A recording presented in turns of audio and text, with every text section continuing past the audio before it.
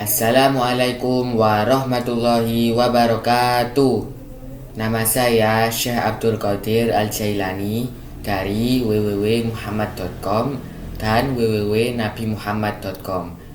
Hari ini saya akan membacakan kisah untuk anak-anak yang berjudul Kemurahan Nabi Muhammad yang dibuat oleh An Khadijah dan diterjemahkan ke bahasa Indonesia oleh Aisyah Nadria. Suatu hari, Nabi Muhammad SAW dan seorang sahabatnya yang bernama Abu Dzar berjalan bersama melintasi daratan berbatu di luar kota Madinah. Terlihat di sana ada gunung Uhud yang sangat besar membentang.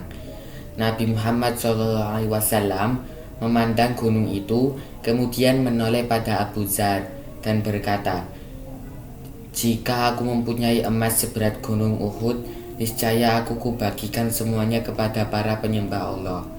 Dan apabila tersisa 1 dinar saja, hatiku tidak akan tenang kecuali aku menggunakannya untuk membayar hutang." Beliau berkata lagi, "Sayangnya, hanya sedikit orang-orang yang membelanjakan kekayaannya dengan cara seperti itu. Mereka yang melimpah ruah kekayaannya di dunia ini akan menjadi yang paling miskin di hari pembalasan kelak." Mereka berdua terus berjalan. Hari mulai beranjak petang. Ketika sampai di suatu tempat, Rasulullah SAW berkata kepada Abu Dzar agar menunggunya di situ dan tidak pergi kemana-mana.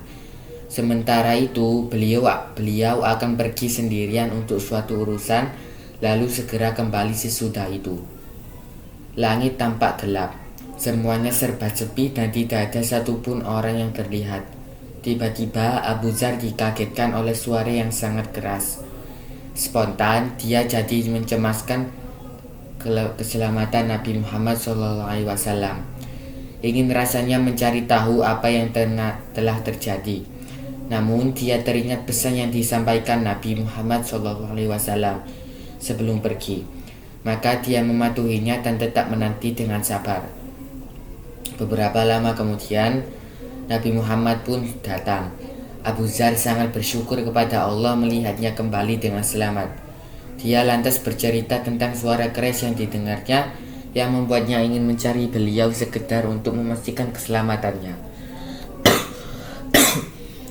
Tetapi hal itu tidak dia lakukan karena tidak mau melanggar pesan beliau. Nabi Muhammad terkejut dengan penuturan Abu Dzar yang telah mendengar suara keras itu. Beliau lalu memberitahu bahwa itu adalah suara dari malaikat Jibril yang datang untuk menyampaikan beberapa berita baik. Malaikat Jibril telah berkata bahwasanya siapapun yang meninggal dunia dan tidak ada yang disembahnya kecuali Allah sendirian, maka dia akan masuk surga. Abu Dzar merasa senang mendengar berita tersebut.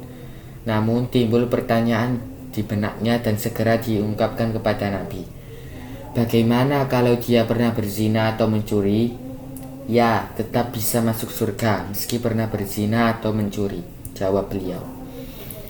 Ketika semua tahu, sahabat-sahabat Nabi di masa awal permulaan Islam banyak yang hidup miskin. Saat tiba waktunya makan, seringkali tak ada makanan yang bisa mereka makan. Kebanyakan sahabat itu hanya memiliki satu setel pakaian di mana ada sepotong kain dilingkarinya di pinggang menyerupai sarung. Demikian pula Nabi Muhammad SAW hanya sedikit pakaian yang dimilikinya. Bagian selanjutnya dari kisah ini adalah tentang sepotong kain yang dihadiahkan oleh seorang wanita baik hati kepada Nabi Muhammad SAW.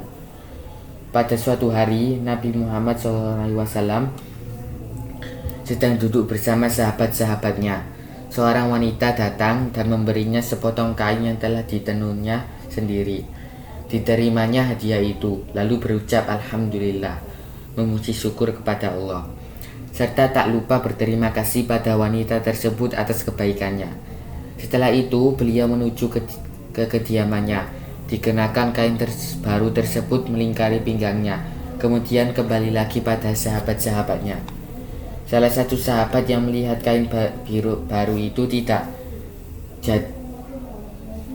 Salah satu sahabat yang melihat kain baru itu jadi tertarik dan meminta agar diberikan kepadanya. Tanpa ragu, beliau berikan kain itu kepadanya. Beberapa menit kemudian, beliau kembali ke kediamannya. Dilepaskan pakaian baru itu serta dilipatnya, lalu dibawa dan diberikan kepada sahabatnya itu.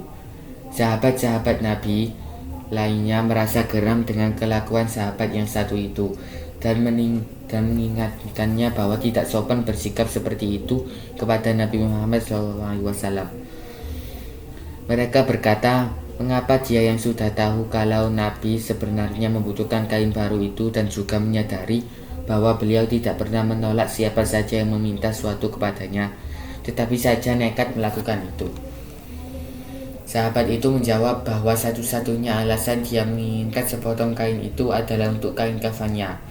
Dan ternyata benar perkataannya, yaitu ketika malaikat Israel telah mencabut nyawanya, dia dibungkus dengan kain tersebut.